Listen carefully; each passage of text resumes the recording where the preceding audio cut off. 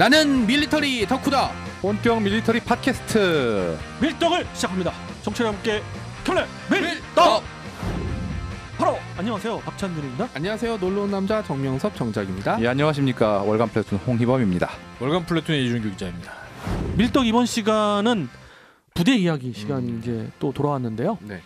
이번 부대 이야기는 지난 시간에 5사단 이야기 했잖아요. 5사단 이야기하고 그 다음에 6사단 이야기 해드렸어요. 네. 청성부대 이야기 했는데 이상하게 청성부대가 좀 그래도 그 전통이 있는 부대다 보니까 여러분들이 그 아는 지인분들도 뭐 우리 아들이 지금 들어가 있다. 내가 나온 부대를 소개해줘서 감사하다 이런 그렇죠. 얘기를 해주셨어요. 지금 나온 부대도 지금 소개해줄 부대도 거의 6사단과 쌍벽을 이룹니다. 5군단의 그 섹터가 굉장히 중요하다고 제가 말씀을 드렸는데 5군단 2기에 좌우 대단한 부대들이 이제 포진해 있는 거죠. 철책사단으로. 바로 6사단 옆에 청성부대 옆에 있는 사단 백골입니다. 백골. 천하무적 백골. 백골. 옛날에 그 박정희 대통령의 그 유경수 여사께서 백골이 저게 뭐냐 해골이 좀 이상하다 해그는 말 한마디에 부대의 그 정통과 상징, 물론 서북 청년단이 와서 그 조직이 돼서 연대에 들어가서 그런 역사가 있지만 어찌 됐든 수년 동안 이어온 그 부대 마크를 한순간에 또 없애라 그래가지고 한동안 이렇게 예쁘게 만들면 예쁜데 지금 아주 이쁘장하게 하고 그렇죠. 있잖아요. 네. 또 그런 거 있어요. 우리 저 차 타고 가다 보면 그 포천에서 철원 넘어갈 때 그때 그 자세히 보신 분들 있을 거예요. 커다란 하얀 그 백골 그 마크가 백골. 있어요. 취재 갈 때마다 네. 아이쿠야 싶은 백골 마크에 대한 이야기도 상당히 좀 재미있는 이야기가 많죠. 마크를 봤을 때 어릴 때 저게 우주선장 하루에 나온 그 해골이잖아요. 우리나라에도 해적이 있구나 라고 생각한 적이 있었습니다. 네. 자, 이 백골 부대 어떤 전력인지를 알아보는 시간이죠. 그 전에 이제 역사를 다룰 때 많은 이야기를 드렸어요. 뭐 3.7 완전작전 이야기도 좀 드렸었고요. 백골 마크에 대한 이야기도 좀 드렸었고요. 그리고 3사단의 그 한국전쟁 전사들 얘기도 많이 들려드렸었고 그랬는데 그건 지난 시간에 지난 예전에 많이 얘기를 드렸으니까 이제 전력 위주로 이야기를 해보겠습니다. 뭐 박정인 장군으로 알려진 그 사단장이 유명해지면서 3사단이 이 북한 인민군한테 눈에 가시예요. 이상하게 저쪽 부대는 좀 깡다구가 있어. 거슬려. 거기다가 무슨 구호 문제도 얘기 나왔었잖아요. 네. 뭐 김정일까지 갔다가 이제 김정은으로 이제 또 가가지고 그러는데. 그만큼 인구에 해자되고 있는 역사의 부대고 항상 그 이슈가 있는 부대지만은 가보면 진짜 군기와 혈기를 느낍니다. 진짜 엄청난 부대고요. 연대는 이제 3개 연대, 23연대, 22연대 그리고 18연대 발음 18연대로 할까요? 네, 발음 18연대가 있습니다. 특이한 거는 이제 지난 그 역사 시간에 얘기를 드렸지만은 18연대가 원래 3사단이 아니었어요. 그 한국 전쟁 때 3사단이 38선을 제일 먼저 돌파를 했잖아요. 돌파하고 올라가면서 그 수도사단과 같이 이제 올라갔어요. 그래가지고 한국군 2군단의 그 일원이 돼가지고 껍지락지락하면서 심지어 해산진까지 최북단을 진격한 부대잖아요. 그 백골 부대가 흥남 철수시에 철수 작전을 통해서 배가 수도사단하고 바뀌는 바람에 수도사단의 26연대는 원래는 백골 연대였어요. 근데 거기 바뀌었죠. 그를 주고 그 수도사단에 있던 18연대가 백골 부대로 와서 지금은 18연대, 22연대, 23연대 바뀐 김에 그냥 사단을 바꿔버렸네요. 그렇죠. 굉장히 흥미로운. 그러니까 마이크로소프트에 취직을 했다고 생각했는데 애플 갔더니 너 거기서 그냥 이래 그래가지고. 어쨌든 능력이 있으니까. 그렇죠. 그리고 부대에서 이런 역사도 많이 가르쳐 주기 때문에 그 자부심들이 대단해요. 이 부대는 그리고 역시 2개 연대는 철책 근무를 합니다. 그 GOP를 들어가고요. 2개 연대라고 하면 이제 정확하게 18연대하고 22연대가 들어가고 있고요.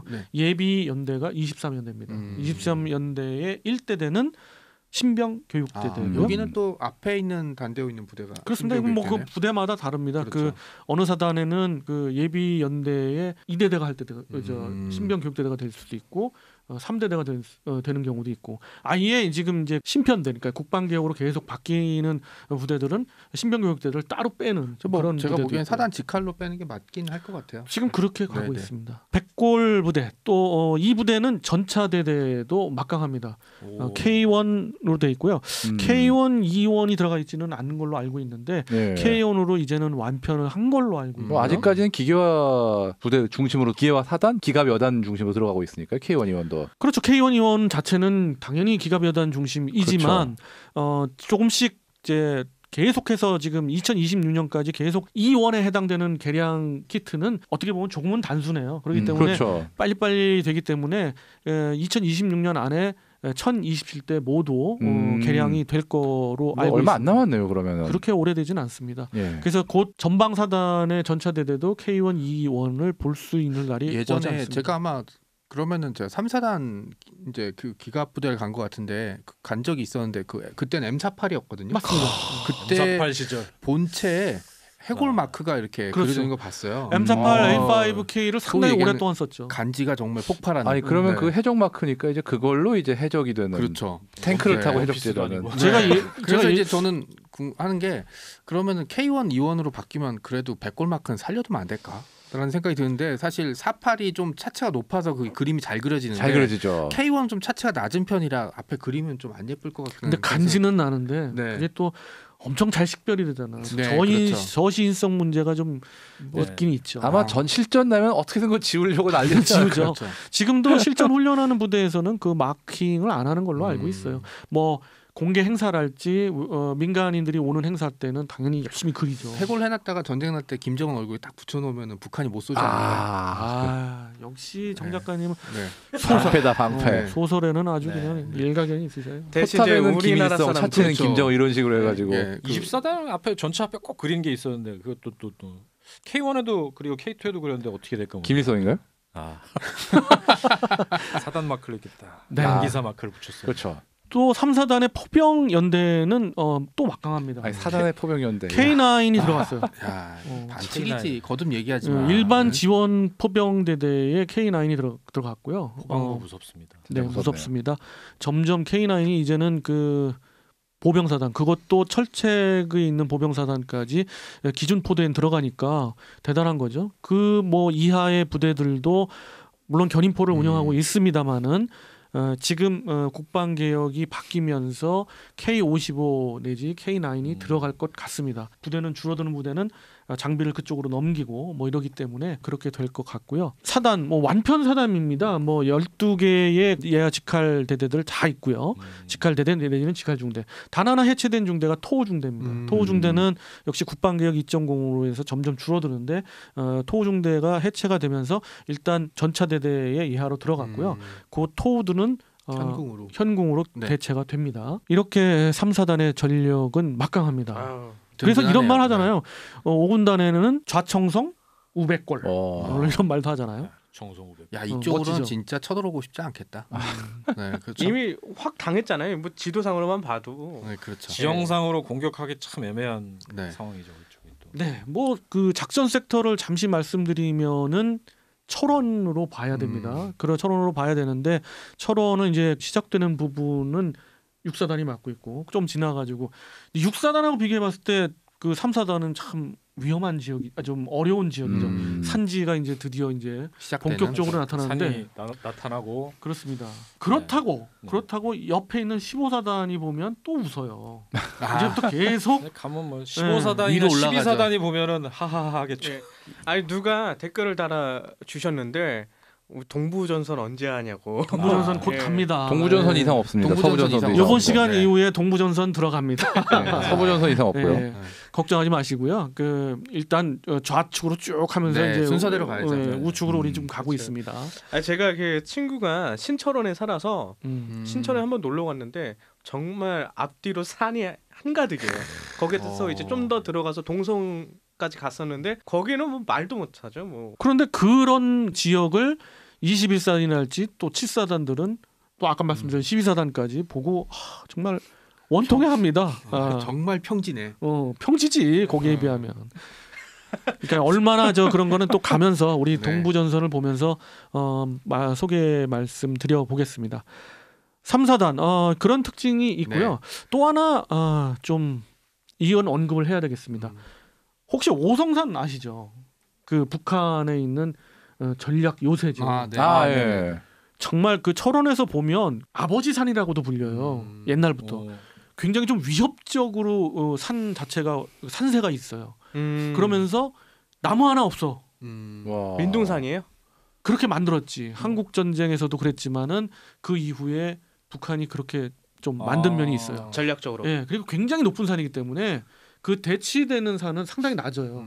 그래서 그 산을 어떻게든지 확보하려고 치열한 고지전이 벌어진 역사 현장이기도 하잖아요. 지형상 굉장히 불리한 곳에 3사단이 적과 대치하고 있는 건 적보다 낮은 사실입니다. 곳에 있다는 건 참 상당히 낮은 곳에 있고요. 위험한. 제가 그래서 그거 관련된 사진도 한번 김 PD님한테 드린 적이 있는데 그렇게 있지만은 3사단을 가보면 절대 꿀리지는 않습니다.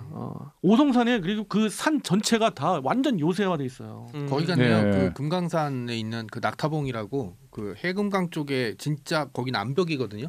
암벽인데 제가 그 앞에 이제 해안 초소에 내륙 초소에 있었는데 가끔 보면은 포를 방열한다고 이렇게 문을 열면 그 산중턱에 불이 훅 나오는데 약간 음산해요, 진짜. 그럴 수 북한 있겠다. 측에서 네, 그 낙타봉이라고 우리 불렀던 것 같은데 거긴 진짜 바위산이거든요. 맞아요. 그럼 이제 방열한다고 문을 딱 열어놓으면은 조금 우리 쪽은 당연히 비상이 걸리죠. 좀 무서웠었어요. 그 정도인데 이 오성산 가보면 조금 위압감까지 들어요.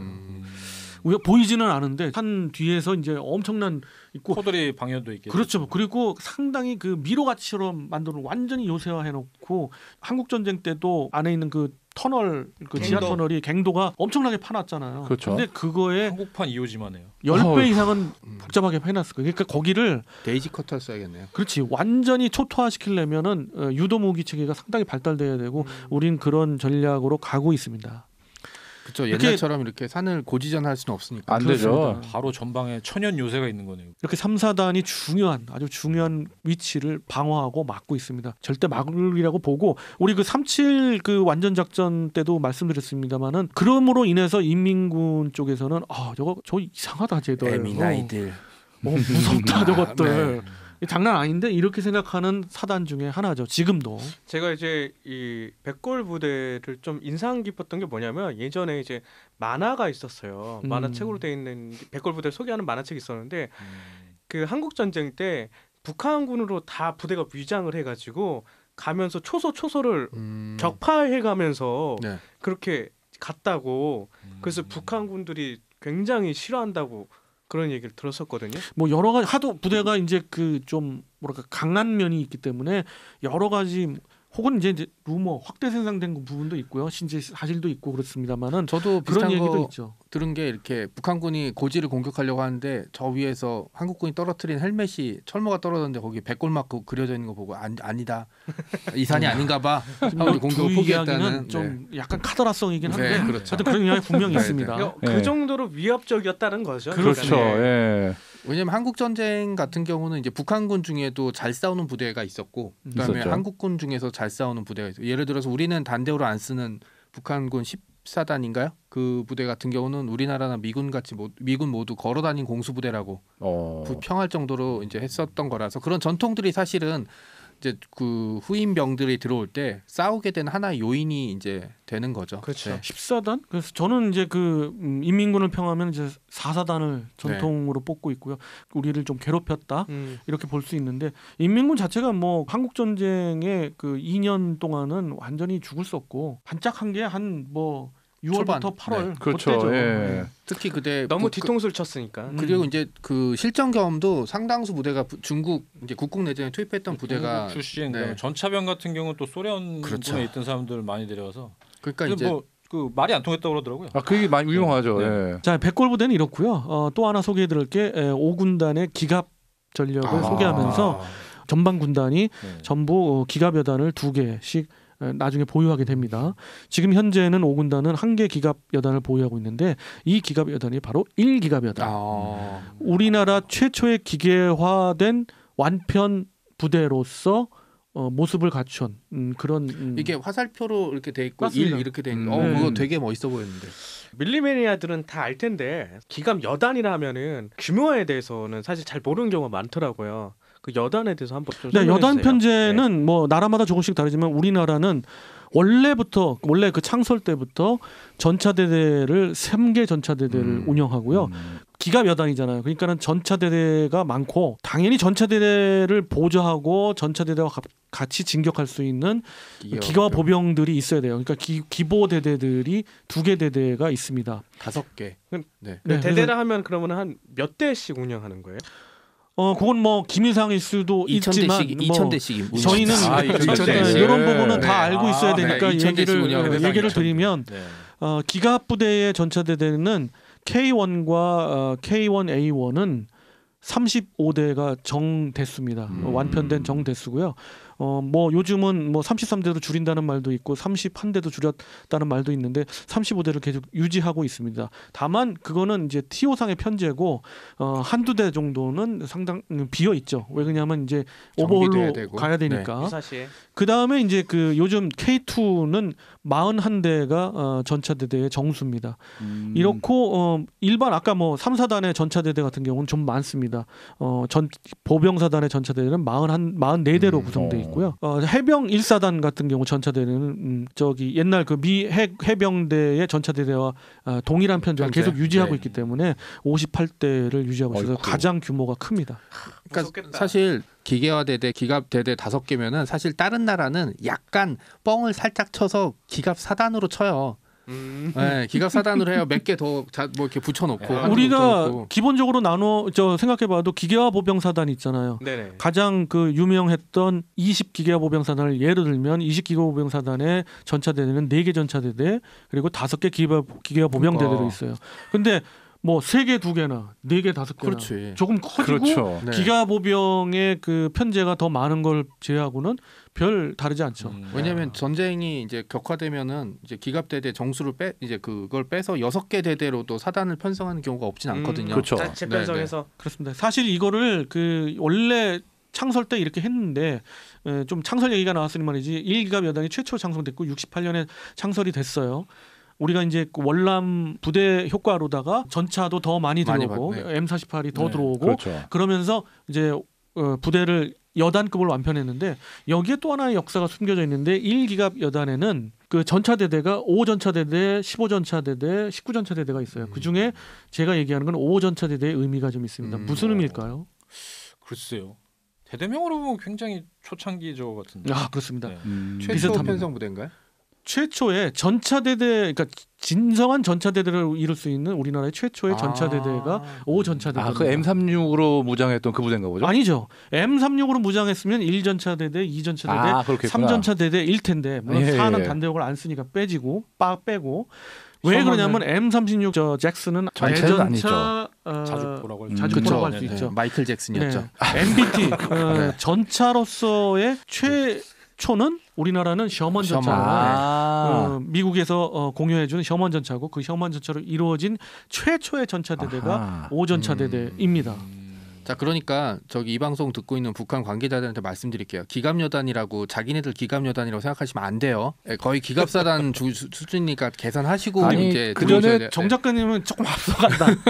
근데 사실은 숫자로 보면 걔들이 더 웃죠. 아니 근데 문제는 숫자가 많으면 뭐예요? 가동되는 숫자가 훨씬 적은데. 가동수도 적은데다가 지금 천마호로 명명됐거나 그거에 개량된 전차들은 1000m, 2000m까지도 가는데 2000m와 1000m 사이에서 2000m면 주행거리 얘기하시는 건가요? 아닙니다. 한 번 기름 넣으면 2km 가는. 아니요, 이제 그 적전차를 보는 네. 가시 거리를 얘기하는데 2000m와 1000m, 그러니까 2km와 1km 사이에서 다 격파당합니다.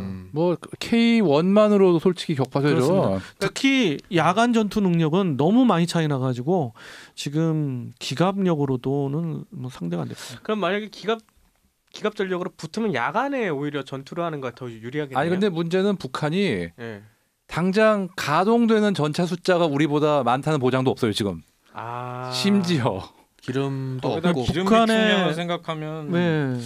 한 개전 후 한 사흘 정도 움직이지 않을까 지금. 이거를 또 남북한 기갑 VS 놀이를 한번 언젠가 또 한번 뭐 해보겠는데 떡밥을 흥미진진하긴 합니다만은 네. 어찌됐든 뭐 지금 북한이 지대선이니까 나니까. 요정도 선에서 마무리 짓도록. 그러면은 3사단이라는 전통적인 사단도 있고 네. 그다음에 제5기갑대대라는 아주 그 전통적인 기갑부대도 있고 정말 이 섹터 안에는 무시 못하겠네요. 네. 그렇지 못하죠. 1기갑 여단이 있죠. 그러니까 3사단과 1기갑 여단을 지금 오늘 소개해 드리는 거고요. 최종 정리를 해보면 5군단은 좌청성, 6사단, 우백골 3사단이 있고 뒤로는 1기갑 여단이 받치고 있습니다. 그 기갑력으로 받치고 있어서 대단한 데다가 이제 섹터가 늘어나면서 확대가 됩니다. 그래서 전에 말씀드렸듯 6군단의 5사단이 5군단으로 편입되면서 6사단의 위치를 할 겁니다. 그리고 3사단과 같이 이제 전방에 있을 거고 6사단은 빠져서 예비사단으로서 굉장히 훈련을 이제 완편돼서 훈련을 하겠죠. 그리고 기갑 여단은 1기갑 여단도 모자라서 6군단의 5기갑 여단이 1기갑 여단에 편입이 됩니다. 그래서 1기갑 여단에 편입되는 게 아니라 5군단에 편입이 됩니다. 그래서 5군단에는 1기갑 여단과 5기갑 여단 두 개의 기갑 여단 체제가 되니까 진짜 사악하네. 결국 지금까지 말씀드린 서부전선을 총괄해 보면 1군단과 5군단이 이렇게 엄청난 편제로다 방어를 치기 때문에 그러니까 이제 서부전선 이상 없다 되겠습니다. 많은 분들이 이제 뭐 사단이 줄어든다, 부대를 해체한다, 막 그렇게 해서 걱정을 많이 하시는데 홍 편장님께서 여러 차례 얘기했듯이 이제 병력 자원이 줄어들기 때문에 정말로 누구야 그 재입대를 시키든지 아니면은 그 외인 부대를 동원하지 않으면 현재를 유지할 수가 없어요. 그러니까 당연히 병력 수는 줄여야 되는 건 맞고요. 이 병력 수를 줄이면서 좀 더 효율적으로 가는 방향이니까 자꾸 이상하게 뭐 국방력을 해체한다는 둥 뭐 북한한테 나라를 갖다 바치려는 이런 자꾸 이상한 생각은 안 하셨으면 좋겠어요. 뭐 방향성에 대해서는 사실은 이 방향으로 가는 수밖에 없다고 저는 생각하거든요. 그렇습니다. 한 가지만 말씀드릴게요. KCTC에서 그 여단급으로 이제 그 전술 훈련이 바뀌었잖아요. 그래서 그렇죠. 여단급으로 하는데 거기서 얻은 교훈 하나. 미군이 왔어요. 주한미군의 그 순환 배치 부대가 한번 KCTC에 우리 그 훈련에 들어왔는데 전갈대대가 진 적은 없지만 상당히 애를 먹고 거의 질 뻔했던 또 부대 중에 하나가 주한미군이었어요. 그죠. 왜 그랬느냐? 보유하고 있는 무기 체계들 드론이랄지 여러 가지 신형 모든 것이 반칙인 거야. 그래서 거기서 얻은 결론. 현대전은 역시 무기 체계의 성능이 상당히 좌우를 한다. 여기서 전갈대대가 이기지 않았냐 하시는 분들이 있는데 전갈대대는 원칙적으로 질 수가 없어요. 엄밀히 따지면. 그리고 너무 전에도 한번 얘기 드렸지만 KCTC의 훈련은 이기고 지고 하는 문제가 아닙니다. 네. 그렇죠. 그거는 뭐 다음 또 이런 그 이슈가 있을 때 말씀드리고요. 그렇죠. 오늘 부대 이야기 3사단 백골과 전통의 1기갑 여단에 대해서 얘기를 드렸고 제안 하나 드릴게요. 우리 백골 부대 구호가 백골 아닌가요? 네. 그럼 우리 끝날 때 백골로 한번 그렇게 하도록 하겠습니다. 네. 그럴 만한 부대잖아요. 그렇습니다. 그러면 마지막 구호는 백골로 하도록 하고요. 청취자 여러분 이렇게 맞춰보도록 하겠습니다. 청취자 여러분께